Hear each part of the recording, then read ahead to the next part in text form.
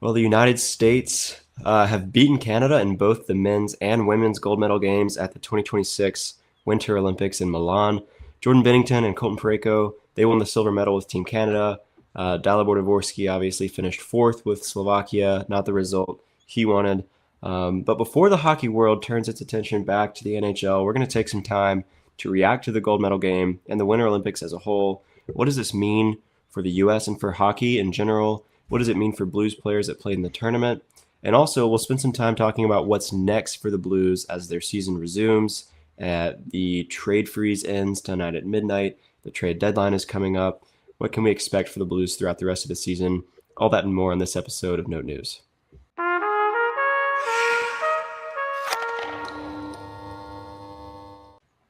Welcome in to another episode of Note News. It's John and Alec back with you. We're a St. Louis Blues podcast, although the past couple weeks we've been an Olympics podcast. But we focus on the Blues players at the tournament, of course. But we put out episodes about twice a week. So if you are new or haven't already, we'd appreciate if you would subscribe or follow or leave a review wherever you're watching or listening.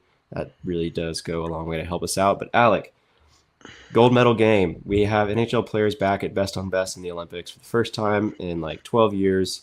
And, did it deliver? Like, what did you think of the tournament? What did you think of this game? Did it live up to the hype of like US, Canada after all this time? Yeah, I mean, as far as gold medal matches go, you can't really ask for a better game and a better, showing of best on best hockey, and sort of like why it is better that NHL players get to play in the Olympics, because everyone who saw that game, had I the game grows through events and spectacles like this, and the players on the ice did their part in keeping with the um, the impressive, or keeping an impressive level of play Yeah. to match the spectacle, to match the moment. So and yeah, I mean, I would say this Olympics feels special because of the NHL players for sure. I think there were a lot of really fun storylines this year round, and also I would say just the connection to Blues players and St. Louis Olympians. I don't know. There's a lot to like. So Yeah. um, yeah, I it was the highest level of hockey we have seen It in a was a long good game. time, and gosh, like, we are so spoiled. Yeah, it's like there is it's a little disappointing that it's over already because, like you said, the quality of hockey that we were watching was just on another level. Watching these players, play with the passion that comes with representing your country, and the pride of that as well for every team was really cool to see. Um, yeah, just such a fun game. So such a fun tournament on both sides. I mean, the U.S. women were so dominant all tournament long. They put up five or more in every game until the gold medal game, when it took a late goal to tie it and then an OT goal from Megan Keller. Like, that game was such a fun watch. I was like super excited for them, and shout out to Joy Dunn, St. Louis native, on the gold medal there. A few St. Louis natives on the men's team as well, between the Kachucks and Clayton Keller. So excited for them. St. Louis was well represented. Alyssa Liu had a St. Louis stylist do her hair. St. Louis was all over the place. So, anyways, thoughts on the women's tournament as well. I thought that the U.S. just looked so good all tournament long, and they've got like so much youth over there. Like, we haven't gotten to talk about that gold medal game. The future is bright for U.S. women's hockey as well. So, let me get your thoughts on that game, and then we'll pivot to talking about the Blues connections on the men's side. Yeah, I mean, I actually thought that the rivalry between the US and Canada, to me, feels more realized on the women's side of the hockey, because Yeah, there's more those have history there. been the two teams for the past like 20 years of Yeah, women's hockey that's been at the Olympics. yeah, Uh, and there hasn't really been other competition. yeah, Um, and so to like that, there's history with a lot of those players, with each other beyond, beyond the games, that also makes it like more dramatic, and it feels personal. It feels, um I don't know, it was really cool to get into and watch play out, yeah, in real time. And yeah, that game, for those who haven't seen it, go check out a broadcast or something, because yeah. it is amazing. Yeah, there's more history there. They play the rivalry series. They see a lot more of each other, so that yeah, it does feel a lot more of like a mature rivalry in the sense that these players have been playing against each other, representing their country over and over. And in the U.S., with this current crop, this current generation, we haven't gotten that in a long time. Four Nations was the first time we saw that in a while. So um, yeah, such a good game, such a good series of games over there on the women's side. So go check out, like you said, rewatches if you haven't already.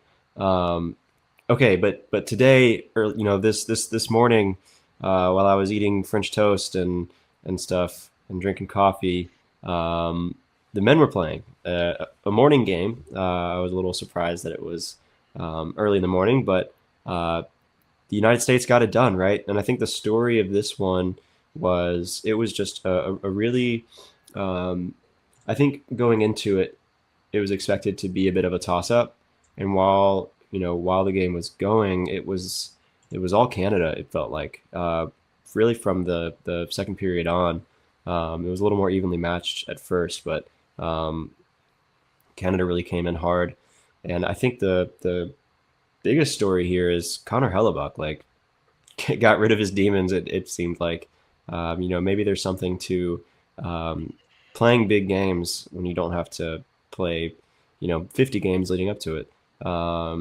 But anyways, he did show up and have a great game. Jack Hughes with the OT winner. Jack Hughes had a great game and a great tournament. Um, but yeah, I mean, like thoughts on the US's performance. Like there was a lot of criticism about the roster construction. I mean, honestly, on both sides. But like, it seemed like rather than trying to take the best talent available necessarily, it seemed like what Bill Guerin and the U.S. were trying to do was build a team that could match up with Canada specifically. They drew some criticism for that, but it paid off, right? They killed off a lot of big penalties. They capitalized on a couple of opportunities, and they walked away with the gold medal. So, I mean, thoughts on what this means for the sort of the state of U.S. hockey? I think speaking more generally, and then I think we should really talk about some Blues players here.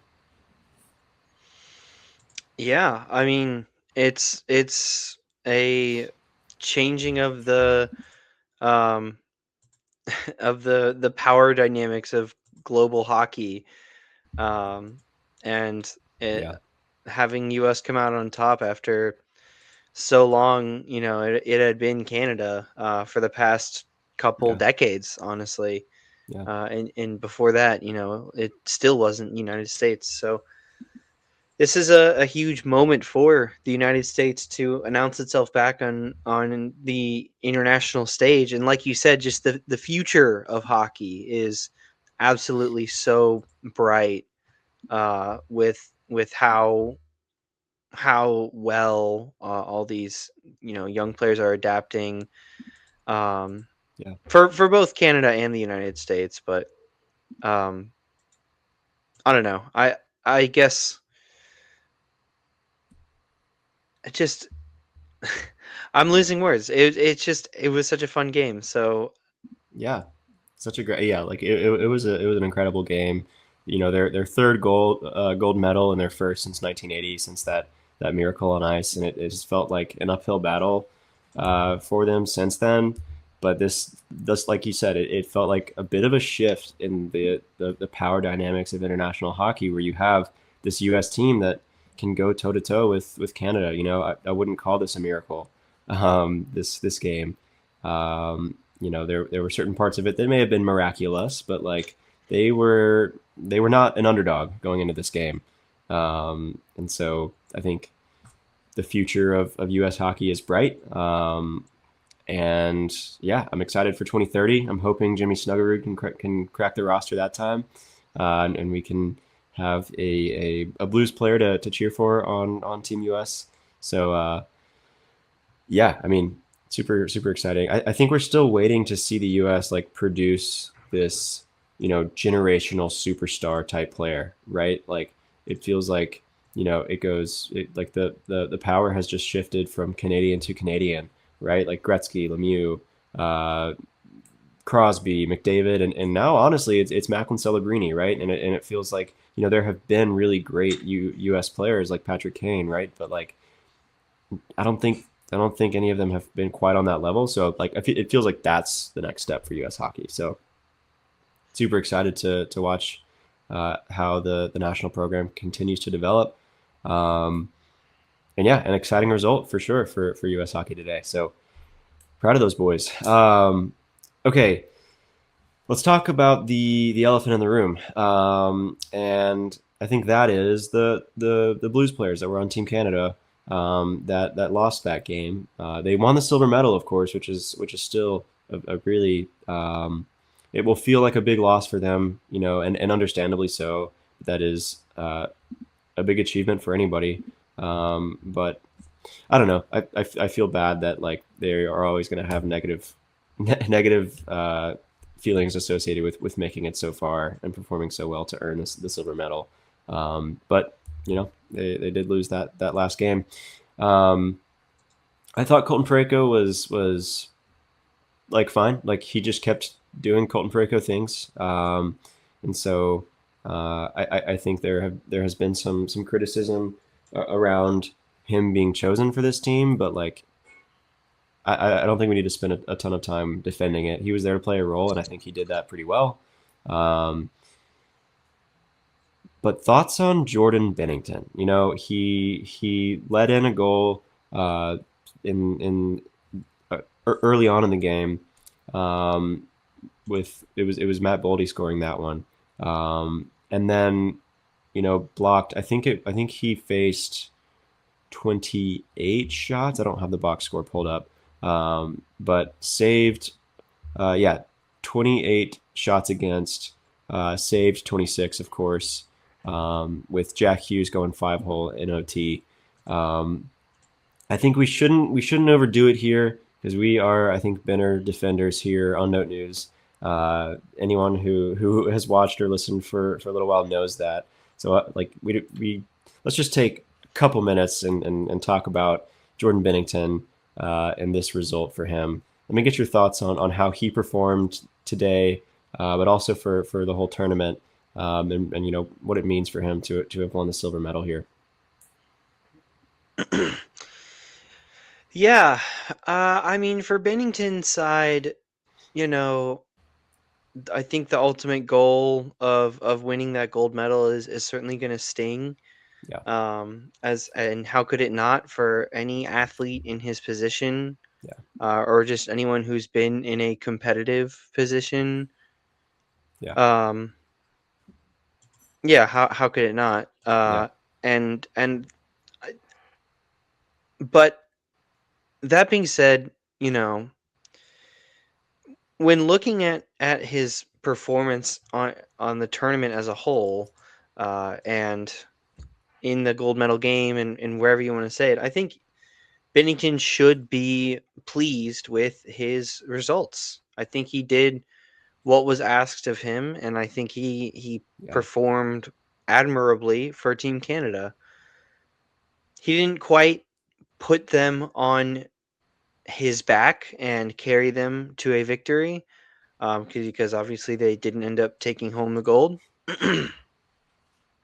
But they that's he performed admirably. You know, he he yeah, he his final stat line ended up being um, a 917 save percentage Hmm. with that shutout against Czechia. Yeah, it was that Yeah, first game. Yeah, yeah, and obviously 4-1 record. So a 917 save percentage in 5 games, a 4-1 record. Like, and I should say, like, I should add here a 178 goals allowed average too. Like, yeah, that's not bad, yeah, allowing goal totals of 0, then 1, then 2, then 3, and then 2 again. That's that's about Those as are good as you could ask for a yeah, goalie performance. yeah, those are winnable games. Those should be winnable So games. Yeah, why don't you yeah. Look, I mean, if if anyone watching or listening is thinking to themselves, of course that wasn't Jordan Binnington's fault. Like of course he did what he had to do. Great, we agree. Like what we are saying is not necessarily in response to what you think, but there are people out there. I've seen a lot that a that lot? have a lot, a lot that have put this blame squarely on the shoulders of Jordan Binnington, and that is just not the game that I watched. I know that I have slightly blue tinted glasses on, right? But like you said, he allowed 2 goals in this game. He did what he was supposed to do, and if you wanted Canada to win that game, then I don't think the blame can be placed on him, right? I think the blame, if you're going to place blame on someone in particular, which for the record I don't think you really should, for like from a team perspective, right? They all lost that game, right? Jordan Binnington included, right? Uh, but if you're going to point fingers, he's not the one to point at. You know, point at the forward core. They had like a minute and a half of 5-on-3. They had plenty of power play opportunities that they did not capitalize on. That 5-on-3 is crazy. How did they not score at 5-on-3? It's incredible. So I look at that. I look at wide open net opportunities missed by Devontae's, Malcolm Celebrini, and especially Nathan McKinnon.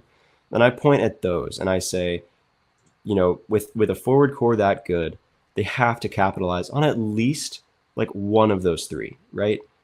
At least one. And I cannot believe that Nathan McKinnon missed that shot. I cannot believe it. I'm still in disbelief.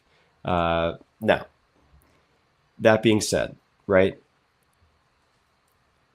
Connor Hellebuck was the better goalie in this game. He just was. Like, I'm not going to pretend like Jordan Binnington was a perfect goalie. Maybe he should have been able to stop that shot. But the argument that I'm making is, with the team constructed the way it was, he shouldn't have been in a position to have to make that shot. In a 3-on-1 situation, in overtime, like he shouldn't have had to be in that position. And Canada, like, they just got goalied, right? Like, Connor Hellebuck was the better goalie. So I don't think Jordan Binnington lost Canada this game. I do think Connor Hellebuck won the U.S. that game, right? He stood on his head. Binner didn't, but that's not the job that Binner was there to play. He was there to make some big saves, which he did, but before letting in that last one, which he did in the semifinals and the quarterfinals. And he just got tested one too many times, I guess, and um, you know guessed wrong on that final shot. I don't know. Is there anything else we need to say on on Jordan Binnington? I mean, I think there will be people who disagree for sure, but like I think he did what he was supposed to do. I think he played great. Yeah, it's just the Binnington stuff. It's gotten to a point where there just are a large percentage of hockey fans I loved who, your tweet. You just said, "I'm tired." yeah, Yeah, like yeah, it's not going to change, and yeah, and refuse to see it any other way. yeah, Um, and you can't anyway. So it's yeah, just it's to a point where I don't know. I don't see how you watch that game and come to a different conclusion. And so it's almost like we us repeating it here is not helpful to, but I'm Um, sure I'm glad that we agree, and I'm sure that everyone watching and listening does as well, and everything will be you know all sunshine and daisies, very right? civil. Yeah. Do you But want to move on? yeah, Yeah, I I will defend Binner forever, probably. Until proven otherwise, and I don't think it has been yet. Okay, let's move on. Binnington and Parayko, they won a silver medal, but I would say that they were not the biggest benefactors of this Olympic tournament when it comes to Blues players. I think the guy that got more out of this tournament is going to be Dalibor Dvorsky. Obviously, they did not get the job done and win the bronze medal against Finland. They lost that game, finishing fourth overall in the tournament. But Devo he's out there setting records, dude. He set Olympic records for an NHL rookie and for a St. Louis Blues player in terms of points. Right? He had 3 goals and 3 assists in the Olympic tournament, and he got those in through the first 4 games played. I believe I'm trying to remember. Um, I believe that's right. And set like I said, set a St. Louis Blues record and set a new record for NHL rookies that was previously set by Alexander Ovechkin. So that's pretty cool to break one of his records because you're probably not going to break another. Um, so thoughts on how Devo looked? Like this was a really good story. This Slovakian team, they were scrappy. They were team first. It felt like they showed the value of team hockey, of you know Cinderella magic type stuff, and maybe that's not fair anymore. Like maybe Slovakian hockey is just you have to put a little bit more respect on it than we thought coming into this. But I want to get your thoughts on Devo and how he looked in about as much pressure as he has ever faced. for sure. Yeah, I mean, I think it's a fun moment for a lot of reasons. Putting Slovakian hockey on the map, sort of, or making it a bigger uh, to the general hockey watching audience. Like I noticed on the actually, I was looking up just some Olympic record stuff, and Slovakia didn't even have a PNG for their flag on the hockey medals page yet. Hmm. So yeah, it's cool to see a team like that always, even if their end was a screeching halt to a really fun story. Yeah. Um, it's still one that I will most likely look back on fondly, and is about as good as you can hope for a scrappy underdog team to win their division and Yeah. um, make a statement. Hmm. Um, but yeah, and for Dvorsky, obviously being the face of that sort of revolution, or One that, of. Yeah. yeah, yeah, right, Dvorsky and Slavkovsky, um, being the drivers of Slovakian hockey at the Olympics this season. Hmm. I mean, that's makes it feel personal to me as a Blues fan, despite not having any connections to Slovakia or Slovakian hockey. I don't know. It's I think it gives me a better appreciation as well for Dvorsky as a player, as well as Dvorsky as a person. Because when you think about watching Blues hockey and watching the Blues players, generally you're thinking about how are the Blues going to win this game? How are we going to beat them, get 2 points, and improve our position in the standings? And it can be helpful to think that for a guy like Dvorsky, whose hockey has been his whole life, but it hasn't been the same as like the Kachuk brothers, uh, and for him to be a national star, I would say, is just like a cool human moment that I feel special to have witnessed. So Yeah. I don't know if that makes sense, but For sure. like the hockey side of things, I think Dvorsky is really good at face-offs. I think Dvorsky is still really crafty, and I think he's got a rocket shot. And I could tell you all this analytic stuff, which we'll probably get more into as well. But I don't know, something about the Olympics kind of has me feeling more about the human side of things of Oh yeah, sports and everything, and for Dvorsky as a person, like how awesome is it that he got to experience that and that he caused that to happen and yeah, that his work paid off in such a such a beautiful way. So yeah. I don't know.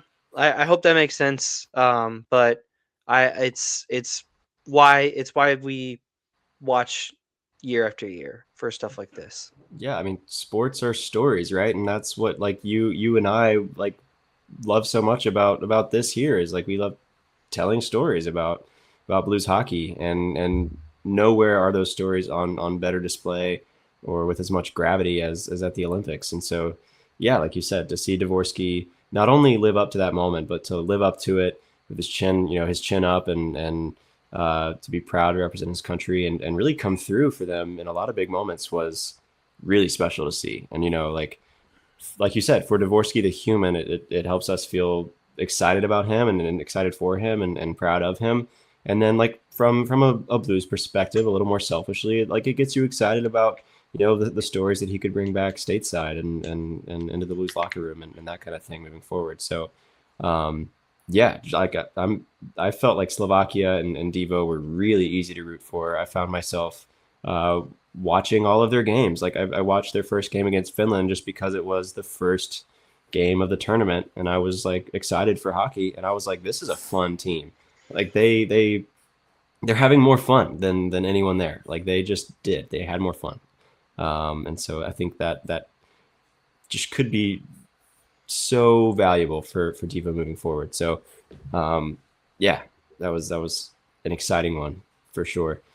Um, we also saw Pius Suter and the Swiss in the what was that the quarterfinals that they lost to Finland.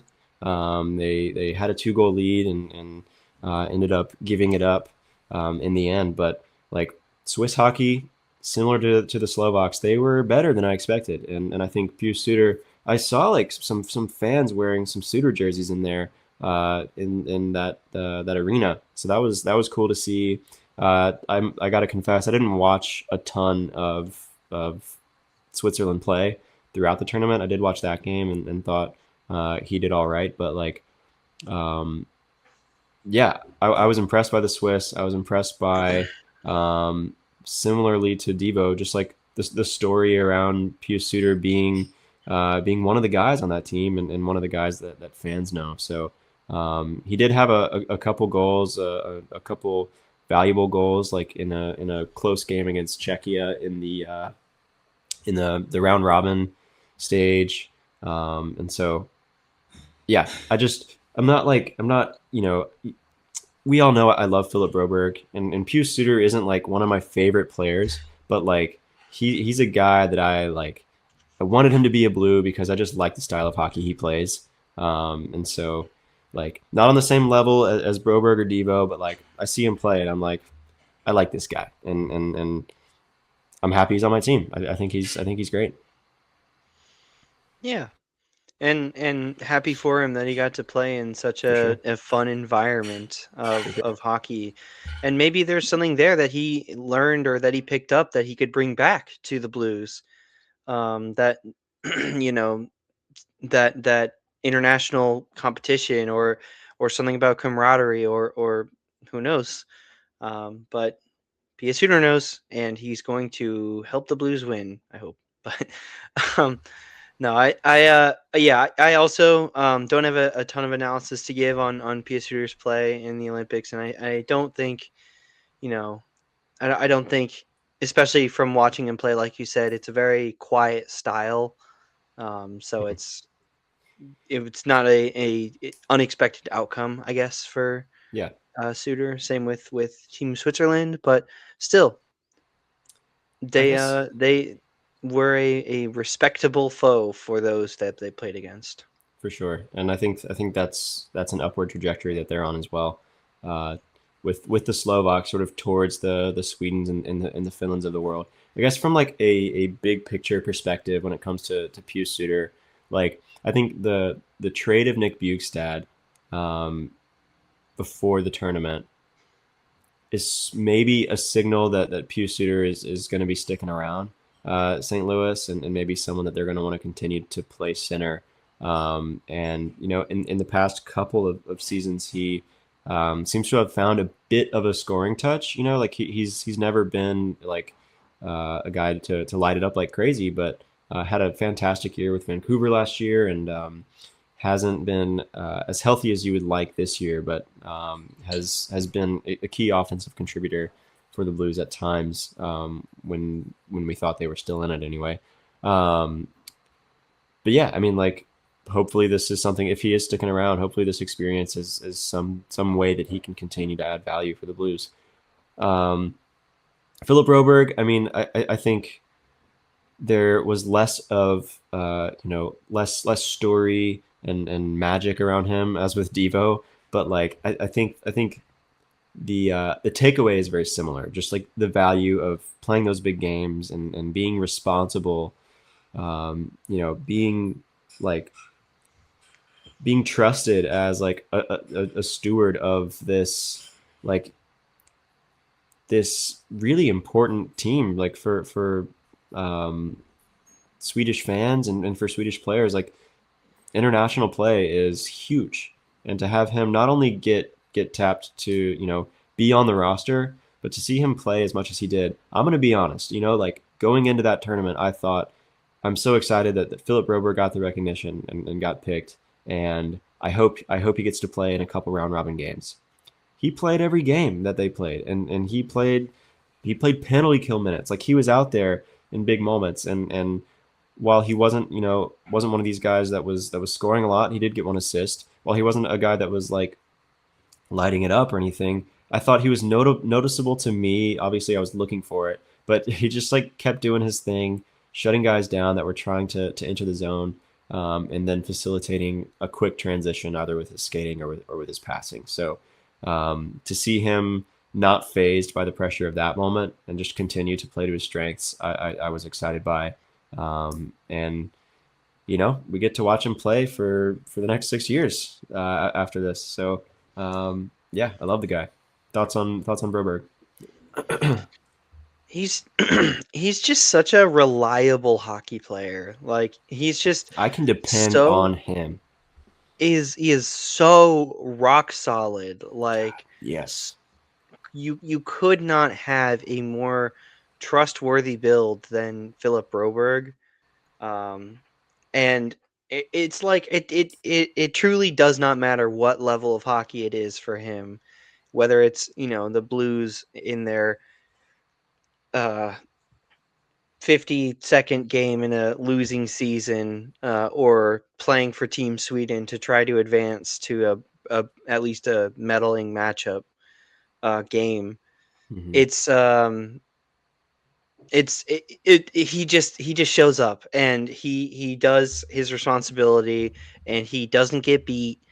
And yeah, so it's so funny that he's just so calm and cool under pressure, and like yeah, the moment is never too big for him. uh Sometimes you almost wonder if he even recognizes the moment because he just seems like he's always having such a grand old time. So He's um the brobot. yeah. But yeah, I mean and it's exactly what you want out of a defenseman, right? So Sure. Yeah. it's a match made in heaven. But yeah, Team Sweden, I think I was a little disappointed by this Yeah. tournament. For sure. Sweden has kind of been my like ride or die European team. Just because I liked their jerseys and I sort of watched some of their matches when I was younger. Um, and I like and yeah, they didn't show up as they have previously to this tournament. When it came down to best on best hockey, I would have liked to see a little more from Sweden as Sure. someone who's sort of a Sweden appreciator.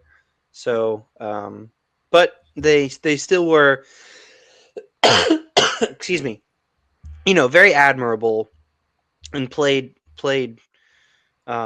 decently well. But Yeah. it's still the Olympics. They were still at the Olympics and everything. Yeah, But for yeah, sure. Broberg in Sweden. I mean, Broberg did great as he always does. Sweden would have liked to have seen a little more, but still was very fun to watch. For sure. Yeah, if they had, I think if they had just beaten Finland, then they could be the ones with that bronze medal right now. But yeah, so that's a disappointing result for sure. Um, all right. Any other Olympics thoughts before we pivot to talk about trade freeze, trade deadline, and the rest of the season for the Blues?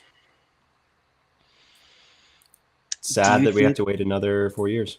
But what were you gonna say? do you think we have seen the last of Sidney Crosby in the Olympics?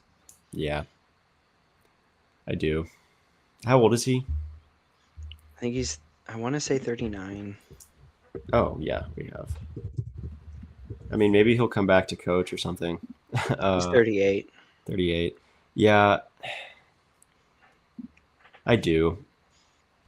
I do. Like, as sad as that is to say, and it sucked not to see him get to play. There's just so much respect there. I do. I do think it's My it. my current headcanon is that he'll retire in a year or two, Hmm. um, perhaps after making a cup run this year. Who knows? But and then he'll come out of retirement for Team Hmm. Canada. Okay. Well, we got 4 years to sit on the edge of our seats waiting for that one to happen. Real quick, let's just take a minute before we talk about the Blues. Uh, let's just like in 4 years, how many Blues do you think we'll have at the Olympics in 2030? I think we can probably say that most of the guys, not most of, but let's say Broberg is still there, right? I think he gets tapped to play for Sweden again, and Hmm. I think Devo's there for sure, right? Hmm. So those guys go back to represent their countries in 4 years. I'm gonna say that like the other lock that I've got is, and maybe it's a little bold to call it a lock, but I'm gonna say Adam Juracek is gonna be representing Czechia. Um, just given what their blue line looked like this time, I think in 4 years he will be in his prime, or early stages of it, and he'll look good. Um, who else do you think is there? Yeah, that's fun. That's fun. I mean, besides all of the generational prospects we're about to draft in the Steam era, Yeah, aside um, from those, yeah. I would actually give Otto Stenberg a decent chance. I think he's Okay, on a nice trajectory, um, and I think, well, there might also be something to perhaps the Stenberg name might carry some more weight in the hockey world by that time. maybe so. Um, Maybe so. Oh, we and got I mean, Snuggerud, right? Like, I think he's got a decent shot to be an yeah, American winger in that one. You know, yeah. it's there's going to be a lot of competition, I think, but I think he's got a good shot, right? Hmm. Um, and I do think because it's it would be kind of a funny outcome, but also because uh, I don't know. Maybe I just think it's because it would be funny, but um, there's a chance that perhaps, despite the youth and up and coming goalies at the time, I'm that gonna say Binnington is Jordan still Binnington. is still mining the net because of his reputation. It's He's gonna. possible that he too is coming out of retirement for Team Canada. I have a theory on Binnington, and this will kind of take us away from this exercise. The only other guys I might say, like maybe Dylan Holloway, just like lights it up. Um, at some point. Maybe Thomas Um, can extend his prime. maybe so, yeah. Yeah, it's a fun exercise for sure. Obviously, Oscar Sundquist is going to be signed to like a 5 year deal, and he's going to ascend the ranks of Swedish forwards. Um, my theory with Binnington, right, is that now, like after this, the the Blues are gonna trade him in the offseason, and they're gonna trade him to a contender, and he's just gonna have like a whole summer of time to like marinate on that loss and let it fester. And like I remember like an interview with him after it was like sometime like not long after winning the cup in 2019. It was either later that year or later on in the next season, and he talked about like he talked about how he had showed up in that big moment and like won the cup, and like people didn't doubt him as much anymore, like at that time, and now that has come back. But, like people didn't doubt him as much anymore, and that's what had fueled him so much. And so my my headcanon around Binner is that he's going to get traded to a contender that maybe has some better defense, and he is going to let this like cycle of doubt drive him, and he's going to win a Vesna. He's going to win a Vesna like in the next few years. That's my bold prediction around Jordan Binnington.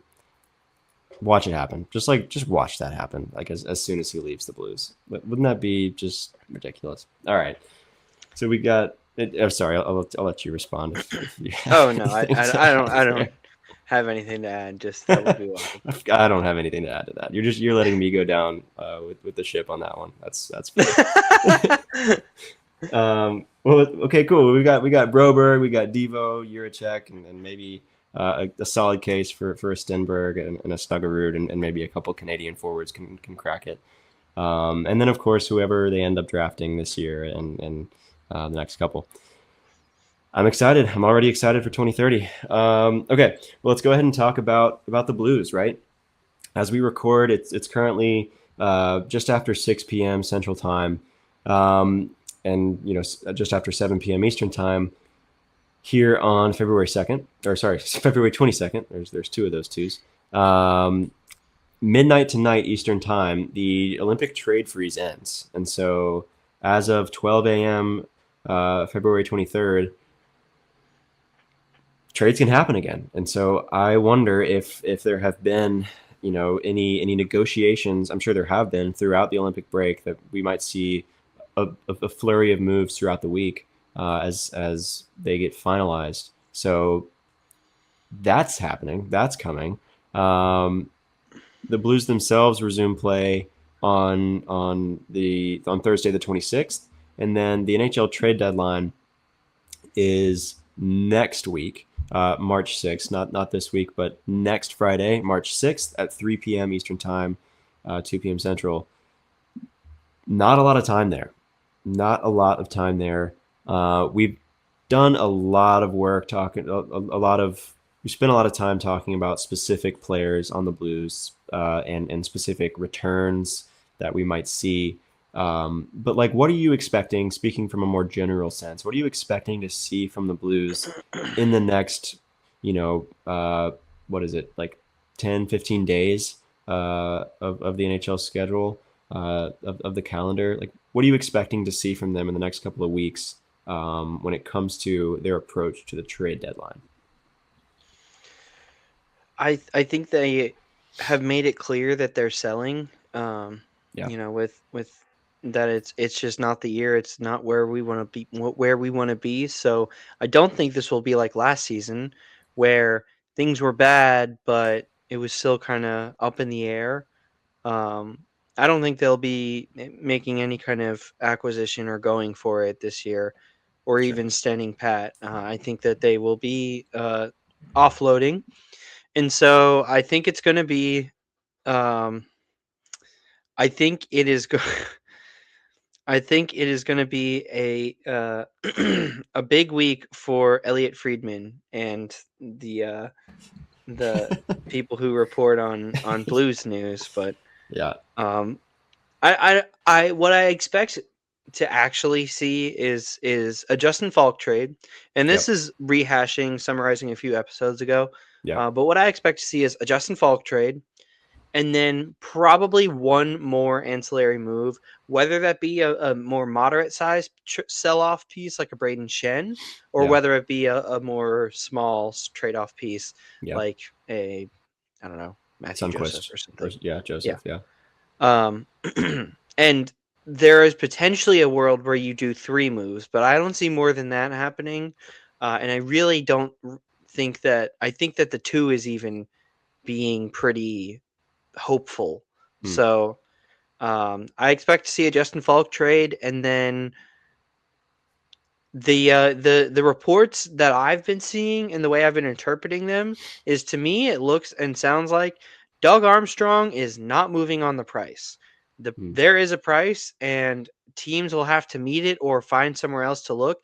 And as the trade deadline approaches, more teams might be willing to pay that price. And so Maybe.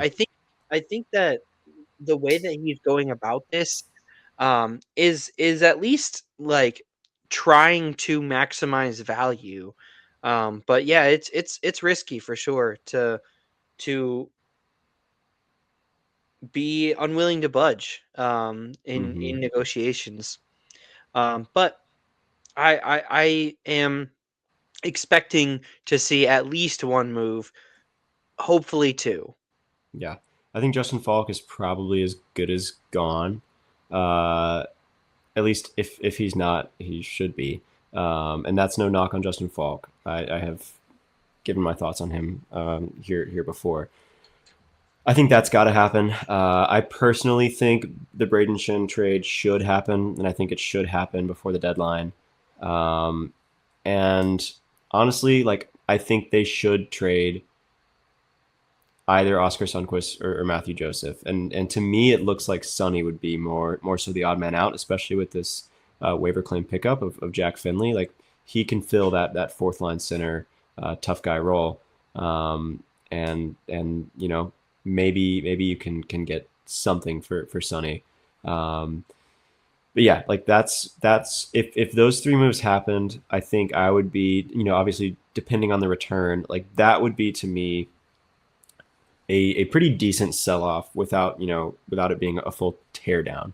Now, there's been a lot of smoke around, especially Jordan Kyrou. And I'm not saying that there's nothing there, and I don't think we should use this time right now to give our takes on whether or not that should happen. We have done that before, but I think if that were to happen, that's more to me that's more of an off-season move, and so that would be something we, if it does happen, we would see closer to the draft or at some point during the summer. Um, for now, I'm expecting, like you said, more of these like moderate to small level moves.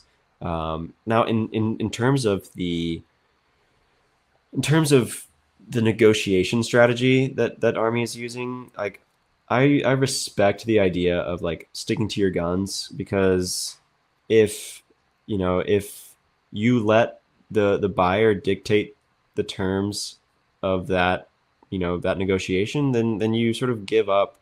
You wind up giving up a lot and not getting what you need in return, right? Like that's true. Um, but at the same time, like you don't want them to you don't want to be sort of stuck at the end with all these assets still on board and nothing to show for it in terms of moving toward the future. So like I think if he isn't budging on the price um, for the next couple of weeks, like I would want to see like maybe a bit of softening, but then again, not a lot. Like a willingness to maybe be talked down from a high price, but like come at it from the standpoint of making those buyers talk you down, right? Like don't don't let it get to a situation where you're like, crap, no one wants Justin Falk. Let me get Boston back on the phone and uh, like where you become the one that's desperate to make the move happen. Now I trust Doug Armstrong and Alexander Steen at this point to go about it in the right way.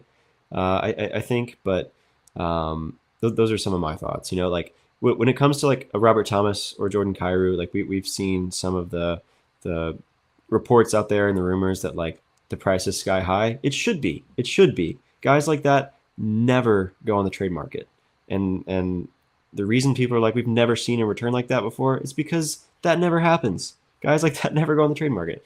Um, so, anyways, I respect the idea of trying to get the most out of these guys, but I think they're like with like everything, there is a limit to that with when it comes to what's best for the Blues. But um, yeah, I mean, if something big goes down this week, like we're gonna be here to talk about it. But we'll definitely be talking about Yeah. trade deadline stuff for sure. Yeah, and I mean, they only have 2 weeks to go about doing it, so Yeah, yeah, so it's uh time is running out for both sides, for sure. and that pressure is gonna cause some changes. So, Yeah. but we'll be here to cover it all. Yeah, yeah. I've seen some stuff about Boston wanting Justin Falk, or being interested in Justin Falk after missing out on Rasmus Anderson. So I think there are some suitors out there. Uh, yeah, fingers crossed that the return is a good one for any trades that are made. The Blues, when it comes to the rest of the season, irrespective of the trade deadline, their season resumes, like I said, later this week on Thursday, the 26th. They have a homestand this weekend. They start against Seattle on Thursday. They play New Jersey on Saturday, the 28th. And then they travel to Minnesota on Sunday the 1st in a back to back, a home away back to back. That's going to be tough. Um, but are you afraid that the Blues are gonna, after this break, go on a run and finish with like 87 points and the 14th overall pick? Like, is that something in your head that you're a little bit worried about? Um, what are your thoughts there? Because I'm like, that's part of my reasoning for saying like don't tear it down, but like don't be afraid to move some of these pieces off because I don't know if they're stuck with like a mid round, a mid first round pick. I think that is a disappointing result for me. But anyways, what are your what are your thoughts on what this team is capable of after the break and what that means moving forward? Maybe I'm being arrogant. Maybe I'm uh you know not appreciating how things could go wrong well enough, but I am not afraid of that happening. I don't see that possible for this team. And that's because just watching them play this year, I mean, it is going to be a sobering difference going back to blues hockey after Olympic hockey. Um, Yeah, and I, whereas in like last year when they were struggling, I still think you saw more of a normal, like struggling hockey team. Like yeah, there were still signs of well, their defensive structure was actually pretty okay, and Cam Fowler was having a good season, and Robert Thomas was having a good season, and all these other things that yeah, helped them. And it was only that, if goaltending could make some saves, then maybe we can get things started, and that's how it started, and it just snowballed from there. But I don't see any of that happening this year. Um, yeah. and uh, as in, I haven't seen it yet. Hmm. And therefore, again, maybe I'm being arrogant, but I kind of don't worry about them going on a run because I've watched a lot of good hockey in my time as a Blues fan. I've been very fortunate to watch a lot of good hockey. And I've seen some bad, and this is feels like they are truly generational at losing, as Sam has been saying. And losing ethically, right? Um, Yes. yeah. I guess what I'm afraid of is that the right people have been pissed off. It's Jordan Binnington for losing the game, and it's Robert Thomas for not playing up Being to left at home. a spot on Team Canada. Um, but I guess you're right. You're right. It sucks that we're in the position where I like need to be talked into the fact that this team is bad. Like I hope I hope they're bad. Like that's not a spot that we really wanted to be in, of course, going into this season. They really are building a lot of very, very good things, though. They're For sure. doing recouping a lot for it, and so and this draft pick will be in addition to that. So For sure. For sure. Yeah, and right in line with that is whatever they can acquire at the trade deadline with the pieces that they're selling off, and like we said, that freeze ends tonight, and there's a couple weeks before the trade deadline, and so if the Blues make a move, we're going to be here to talk about it, and break down what it means for the Blues, what the return is, and all that, and yeah, provide our thoughts and some insight on that. Anything else on the Olympics? Anything else on uh, NHL and Blues hockey as we pivot back to the regular season? I mean, it was I love the Olympics, Yeah, and I think it lived up to everything this year. Uh, I think Winter Olympics are generally more fun than summer, and uh, I'm with you I there I this year did not disappoint. for sure. So yeah, hopefully the players who went learned something that they can bring back to the team, and um, it'll be nice to watch that blue note on the sweater again, though. Absolutely. Absolutely, it will, and we're gonna be here to talk about how they're playing, and like I said, talk about the trade deadline, any and all news that comes out. We'll be here to break it down, and so if you want to continue to watch along and listen, we'd appreciate that. You can subscribe to our YouTube channel. That's the best way to support us. Like this video, leave a comment on your thoughts on the Olympics and the upcoming trade deadline. Follow, rate, and review. We're on Spotify and Apple. You can leave comments on Spotify. You can leave comments in your Apple review. We want to know your thoughts. And then we're on socials as well. We're on Instagram, Twitter, and TikTok at Note News Pod.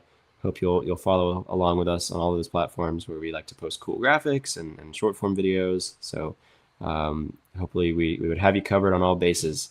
But thanks to everyone for watching and for listening and for following along on this one. We can't wait to break down what is to come for the Blues, and we hope you'll join us for that. We will see you next time. As always, let's go Blues. Let's go Blues.